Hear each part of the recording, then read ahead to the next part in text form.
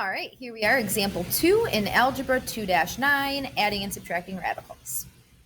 So here, just like we talked about, we're going to have to do some simplifying first. But before I can do any simplifying here, I want to do that multiplication first. So let's just come off to the side here and make a little note that we're going to do the multiplication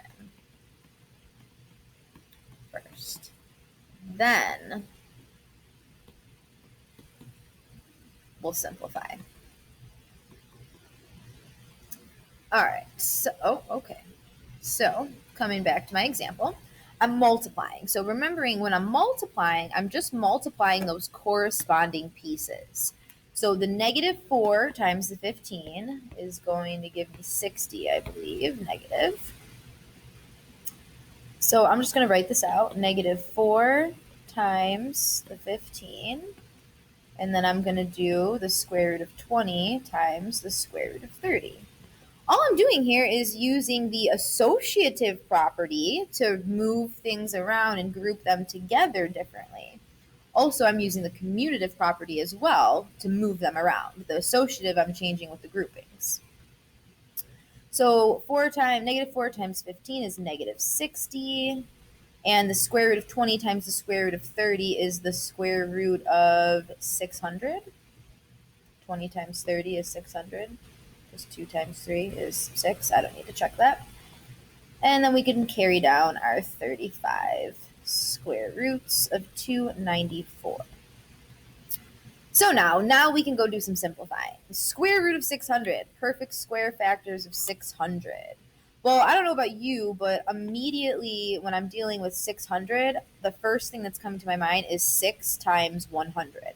And that's going to be pretty nice and solid because 100 is a perfect square. So I'm going to go with that.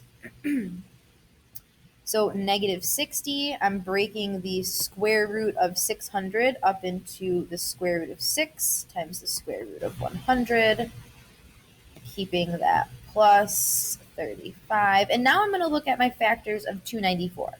Those I do not have a good idea, and there's not a simple one jumping out at me. So 294 divide by x, just double checking to make sure I put the right number in. 294, yep. Second and table to get to my... All right, so we have 3, so I'm going to come over here, look at 294 factors. We had 3 and 98. We've got, 6 and 49. And again, I'm noticing that 6 would match the 6 paired with my 100. So that's going to be my go-to. 7 and 42, but neither of those are perfect squares, and so on and so forth. So this square root of 294 is going to get broken up into the square root of 49 times the square root of 6. And now we can just do a little bit more simplifying here. That -60 still stays on the outside. The square root of 6 stays the square root of 6 because it's not a nice perfect square. The square root of 100 comes out as 10 plus 35. The square root of 49 comes out as 7, and that square root of 6 stays. So just a little bit more multiplying to do before I can add these. -60 times 10 is going to give me -600 square roots of 6, plus 35 times 7 is 245 square roots of 6.